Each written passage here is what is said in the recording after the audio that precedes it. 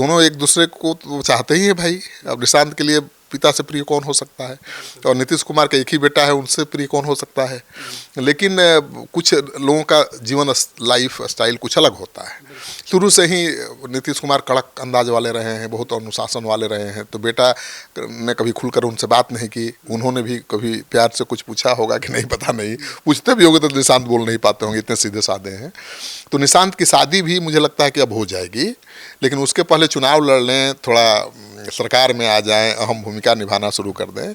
और निशांत की उम्र थोड़े भी ज़्यादा हुई है, अभी तो राजनीति के लिए शुरुआत के लिए एकदम सही समय है, सही समय पर आए हैं। उम्र अगर 50-60 पार कर गए होते तब तो थोड़ा मुश्किल था।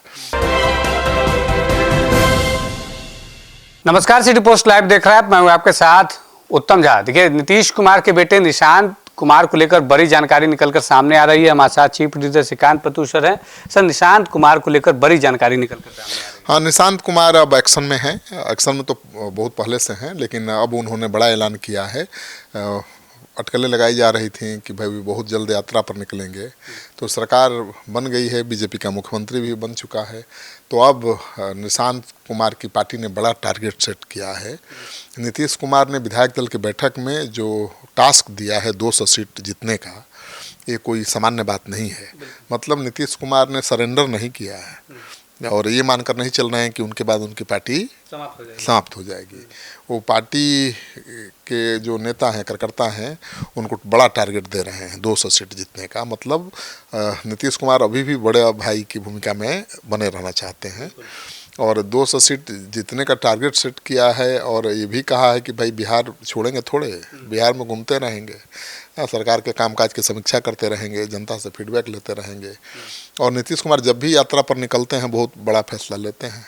वो यात्रा पर निकलने वाले हैं, हालांकि तारीख का ऐलान नहीं हुआ है, लेकिन उसके पहले निशांत 3 मई से यात्रा की शुरुआत कर रहे हैं चंपारण से, जहां से नीतीश कुमार हमेशा अपनी यात्रा की शुरुआत करते रहे हैं।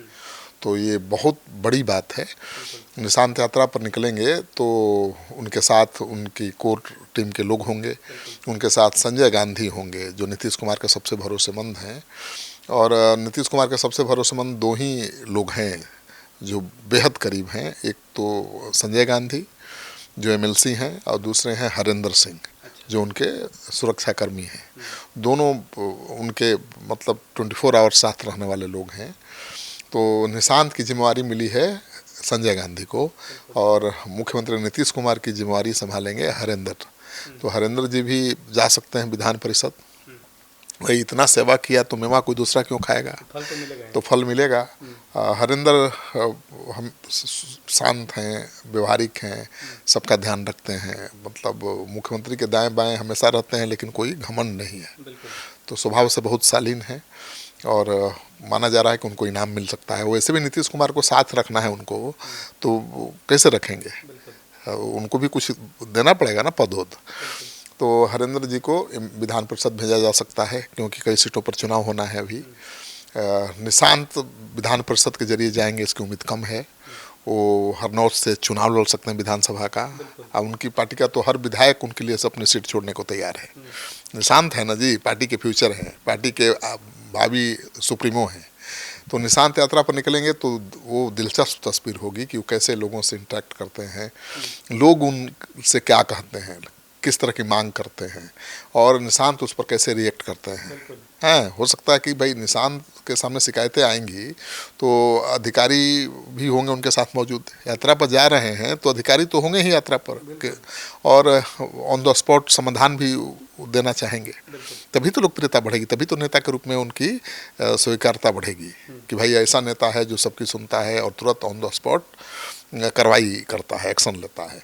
तो निशांत जब घूमेंगे तो उनके साथ नौकरशाही होगी, और ऑन द स्पॉट वो फैसला भी लेंगे, और उनसे उनका कॉन्फिडेंस बढ़ेगा, वो नेता के रूप में स्थापित होंगे। तो निशांत की यात्रा बहुत महत्वपूर्ण है। सर, सवाल रहेगा कि उन्होंने कहा है कि 3 मई से यात्रा पर निकलेंगे, लेकिन रणनीति क्या होगी उस पर चर्चा चल रही है। हाँ बिल्कुल, रणनीति क्या होगी, तो रणनीति मुझे लगता है कि यही होनी चाहिए कि जनता के बीच ज़्यादा से ज़्यादा जाएं, वो आम लोगों से इंटरेक्ट करें, आम लोगों की समस्या को समझें करीब से जाकर, क्योंकि भाई वो राजनीति से उनका कोई नाता नहीं रहा है, पहली बार राजनीति में आए हैं। तो गांव-गांव घूमेंगे तब ना गांव की समस्या को समझेंगे, गांव के लोगों से मिलेंगे तब समझेंगे ना कि लोग उनके बारे में क्या सोचते हैं। अब देखिए लोगों की मांग उठेगी कि नहीं भाई आपसे बड़ी उम्मीद है और नीतीश कुमार की जगह आप ही ले सकते हैं, तो कॉन्फिडेंस बढ़ेगा। कॉन्फिडेंस बढ़ेगा तो पार्टी के लिए और मजबूती से काम करेंगे, मजबूती से करेंगे तो नीतीश कुमार ने तो गोल सेट कर ही दिया अगले विधानसभा का 200 सीट का। अब सोचिए कि 243 सीट ही है और 200 सीट का टारगेट नीतीश कुमार का ही है, और ये एनडीए का सीट नहीं, टारगेट नहीं है। ये एनडीए के पास तो पहले से 203 सीटें हैं, तो 200 सीट ये तो जेडीयू का टारगेट है। हाँ ठीक है, परिसीमन हो जाएगा तो कुछ सीटें बढ़ जाएंगी, फिर भी 200 सीट पर बीजेपी के साथ रहकर तो लड़ नहीं सकते। तो जब नीतीश कुमार खुद 200 सीटों पर लड़ेंगे तो सहयोगी दलों के खाते में क्या आएगा, ये बीजेपी की भी चिंता बढ़ाने वाली बात है।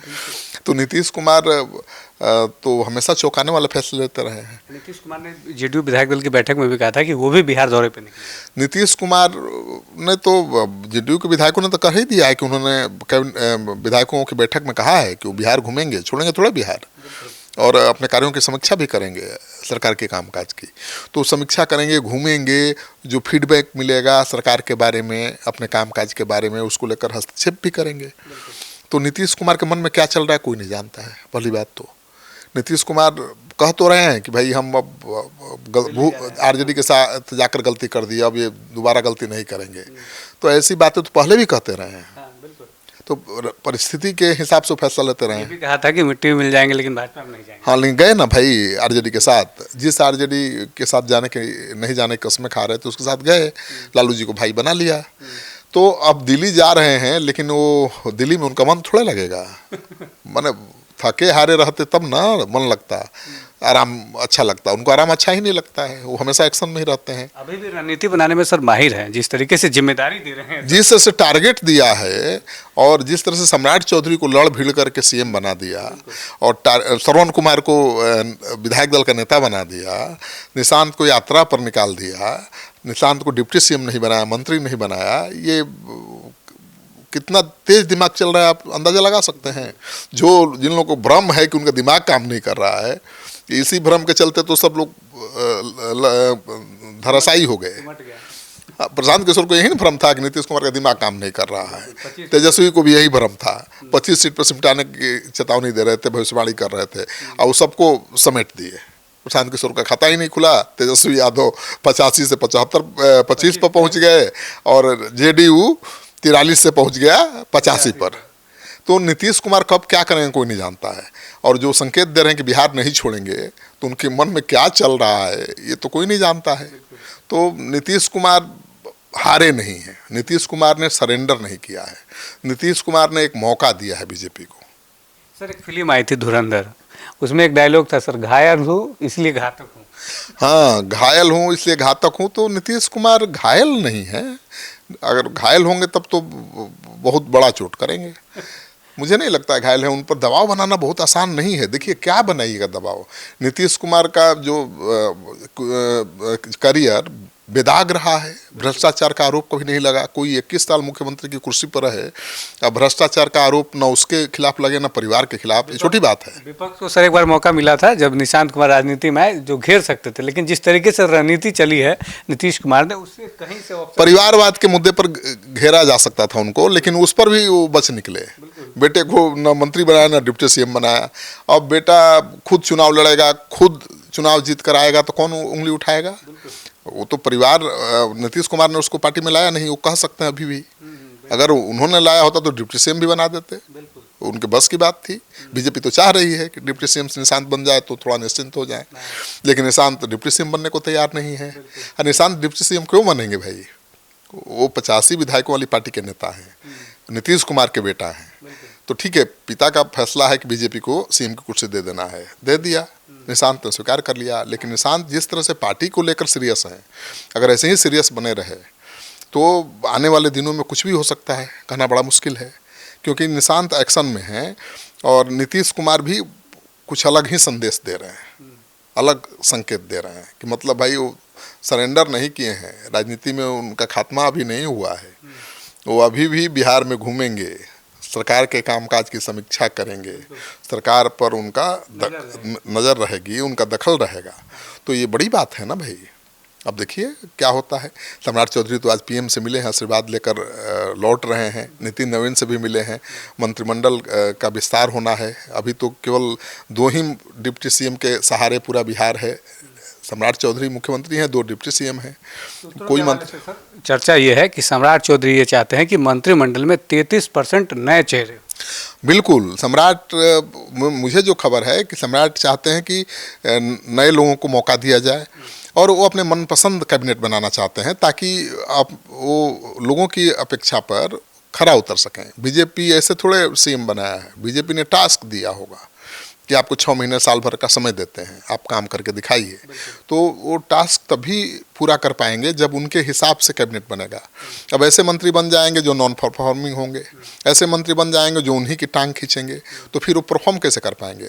तो परफॉर्मिंग लोगों को लाना चाहता है कैबिनेट में। और मुझे जो खबर है सूत्रों के हवाले से कि उनको पूरी छूट दे दी है बीजेपी ने कि आप अपने मन पसंद से कैबिनेट बनाइए, अपने पसंद से लोगों को कैबिनेट में शामिल करिए, अपने हिसाब से सरकार चलाइए, लेकिन रिजल्ट दीजिए। लेकिन सर आखिरी सवाल ये रहेगा कि जिस तरीके से विजय सिन्हा जब भूमि सुधार मंत्री थे, उन्होंने जो फैसला लिया था राजस्व कर्मचारी को लेकर, सीओ को लेकर, पहला फैसला उसको सम्राट चौधरी ने बदल दिया उस फैसले। हाँ, तो ये दिखाता है कि वो अग्रेसिव हैं, वो सरकार ठीक से चलाना चाहते हैं और उसमें कोई समझौता नहीं करेंगे। उनको ये परवाह नहीं है कि कौन बुरा मान जाएगा, किसको बुरा लगेगा, यही ना दिखाता है वो। हालांकि फैसला उनका तो जनहित में ही है, क्योंकि 2.5 महीने से हड़ताल चल रहा है, भूमि राजस्व से जुड़ा हुआ कोई काम नहीं हो रहा है। और सीओ केवल जमीन और भूमि से जुड़ा हुआ काम नहीं देखता है, सीओ के कंधे पर तमाम जिम्मेवारियां हैं। प्रखंड की जिम्मेदारी रहती है। प्रखंड की तमाम जिम्मेवारी उसी के ऊपर रहती है। कहीं कोई धरना प्रदर्शन होगा तो मजिस्ट्रेट बन के वही जाएगा, कहीं पर अतिक्रमण विरोधी अभियान चलेगा तो वही संभालेगा मोर्चा, कानून व्यवस्था की स्थिति होगी तो सीओ ही संभालेगा, आपदा प्रबंधन का मामला हो तो सीओ ही संभालेगा। तो सीओ एक छोटा सा पद है, लेकिन जिम्मेवारी उसके कंधे पर इतनी है कि लगता है कि सीओ अगर बैठ जाए तो बिहार सरकार बैठ जाएगी। सब डीएम को जो काम करना है वो दे देता है एसडीएम को और वो देता है सीओ को। तो आखिरकार काम जमीन पर सीओ को ही करना पड़ता है। सीओ 2 महीने से हड़ताल पर है, तो काम कितना प्रभावित होगा। सारा काम काज ठप है, जनगणना होना है, भूमि की मापी होनी है, दाखिल खारिज होना है, कोई काम नहीं हो रहा है। तो सम्राट चौधरी का ये बड़ा फैसला है कि निलंबित अधिकारियों का निलंबन वापस कराया। अब इससे सीओ के बीच भी मैसेज जाएगा कि भाई ये मुख्यमंत्री उनकी बातों को सुनेंगे, गंभीरता से विचार करेंगे। और मुझे लगता है कि सम्राट चौधरी का ये मास्टर स्ट्रोक है, बहुत बड़ा मैसेज है कि भाई हम दब ओप के काम करने वाले नहीं हैं। और सम्राट चौधरी कब दब के रहे भी नहीं, वो आरजेडी में थे तब भी एकदम दबंग की भूमिका में रहे, जेडीयू में भी रहे, मंत्री तो हमेशा रहे हैं, वो पहली बार थोड़े मंत्री बने हैं, और हमेशा एक दबंग मंत्री की भूमिका में रहा है। सबसे बड़ी बात कि आरजेडी सरकार में भी रहे तो भ्रष्टाचार का आरोप नहीं लगा, नीतीश कुमार की सरकार में रहे तो भी कोई उंगली नहीं उठी, और बीजेपी जेडीयू की सरकार इतने दिन से है, बड़े पद पर है, वो भ्रष्टाचार का कोई आरोप नहीं लगा है। तो सम्राट चौधरी भले दबंग हैं, और दबंग ही सीएम चाहिए बिहार को भाई। नीतीश कुमार कम दबंग थे, वो निपटा देते थे बड़े बड़े लोगों को। तो सम्राट चौधरी फिट हैं आज की राजनीति में, बशर्ते उनको पार्टी का पूरा सहयोग और समर्थन मिले, उनको अपने हिसाब से सरकार चलाने का मौका मिले। अब रिमोट कंट्रोल से सरकार बीजेपी चलाना चाहेगी तो सम्राट चौधरी क्या कर लेंगे। तो सम्राट चौधरी की प्राथमिकता होगी कि टूरिज्म को यूएसपी बनाए बिहार का। टूरिज्म के लिए बहुत स्कोप है, उद्योग के क्षेत्र में बहुत काम कम हुआ है। नीतीश कुमार आखिरी बार अभी चुनाव जीते थे तो उद्योग पर ध्यान दे रहे थे, हाँ, औद्योगिक नीति को लेकर बहुत सुधार हुआ, बहुत बड़े बड़े फैसले लिए गए। अब सम्राट चौधरी उसी क्षेत्र में काम करके नीतीश कुमार के जैसा पहचान बना सकते हैं। तो और कोई सेक्टर नहीं है। रोड क्या बनवाइए, रोड, पुल, पुलिया, बिजली सब तो बना दिया है नीतीश कुमार ने। इंफ्रास्ट्रक्चर के क्षेत्र में बहुत ज़्यादा काम नहीं करना है, काम करना है रोजगार दिलाने के लिए, काम करना है आपको उद्योग धंधा, कल कारखाने स्थापित करने के लिए, और बिना केंद्र के सहायता की होगा नहीं। जब तक उद्योगपतियों को कोई इंसेंटिव नहीं मिलेगा वो बिहार आएंगे नहीं। क्यों आएंगे? आज तो मोदी जी से मिले हैं तो हो सकता है कि उद्योगपतियों के लिए कोई बड़ा इंसेंटिव का ऐलान हो जाए, केंद्र सरकार से कोई स्पेशल पैकेज मिल जाए, और केंद्र सरकार चाहेगी तो बिहार का कायाकल्प हो सकता है। कौन बड़ा इंडस्ट्रियलिस्ट है जो केंद्र सरकार चाहेगी या नहीं आएगा बिहार। तो मुझे लगता है कि बिहार में उद्योग के क्षेत्र में बहुत बड़ा काम करने वाले हैं सम्राट चौधरी। एक सवाल और आखिरी लेंगे। निशांत कुमार यात्रा पर निकलेंगे, वो यात्रा काफ़ी दिलचस्प होगा। जब वो पार्टी में आने के बाद जब लोगों से घूम रहे थे, एक वीडियो सोशल मीडिया पे काफ़ी वायरल हुआ था। महिलाएं कह रहे थे कि आप परिवार बढ़ाइए, शादी कीजिए, उनसे रिक्वेस्ट कर रहे थे महिलाएं। तो मैं आपको भीतर की बात बताता हूँ कि पिछले 2-3 महीने से अधिक से, चुनाव के पहले से ही निशांत के लिए रिश्ते आ रहे हैं। अच्छा, ठीक है ना। निशांत अभी तैयार नहीं हो रहे हैं, लेकिन वो तैयार हो जाएंगे, उनके रिश्तेदार पीछे पड़े हुए हैं। अब देखिए, नीतीश कुमार और निशांत में बहुत ज़्यादा बात होती नहीं है, मतलब वो होता है ना, लिहाज ही कहिए, वो ऐसा लिहाज वाला रिश्ता है कि वो दोनों खुलकर एक दूसरे से बात नहीं करते हैं, लेकिन दोनों एक दूसरे को तो चाहते ही है भाई। अब निशांत के लिए पिता से प्रिय कौन हो सकता है, और नीतीश कुमार का एक ही बेटा है, उनसे प्रिय कौन हो सकता है। लेकिन कुछ लोगों का जीवन लाइफ स्टाइल कुछ अलग होता है। शुरू से ही नीतीश कुमार कड़क अंदाज वाले रहे हैं, बहुत अनुशासन वाले रहे हैं, तो बेटा ने कभी खुलकर उनसे बात नहीं की। उन्होंने भी कभी प्यार से कुछ पूछा होगा कि नहीं, पता नहीं, पूछते भी होंगे तो निशांत बोल नहीं पाते होंगे, इतने सीधे साधे हैं। तो निशांत की शादी भी मुझे लगता है कि अब हो जाएगी, लेकिन उसके पहले चुनाव लड़ लें, थोड़ा सरकार में आ जाएं, अहम भूमिका निभाना शुरू कर दें। और निशांत की उम्र थोड़े भी ज़्यादा हुई है, अभी तो राजनीति के लिए शुरुआत के लिए एकदम सही समय है, सही समय पर आए हैं। उम्र अगर 50-60 पार कर गए होते तब तो थोड़ा मुश्किल था, अभी तो 40-41 शायद उनकी उम्र है। तो मुझे लगता है कि अभी युवा हैं और उनके रिश्ते आ ही रहे हैं, कोई ना कोई लड़की पसंद आ ही जाएगी। दिक्कत है कि वो इतने सीधे हैं कि उनको लगता है कि हम किसी पत्नी को कंट्रोल कैसे करेंगे, किसी लड़की को। बहुत ऐसे लड़के होते हैं जो संकोची होते हैं, लिहाजी होते हैं, और उनके लिए लगता अच्छा बहुत सामान्य सिंपल हैं वो।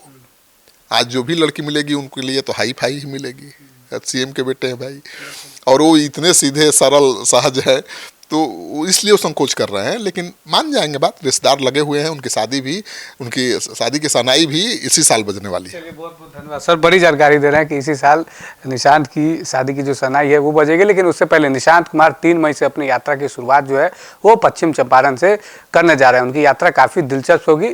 क्या कुछ सोचते हैं आप, कमेंट बॉक्स में जरूर लिखिएगा। धन्यवाद।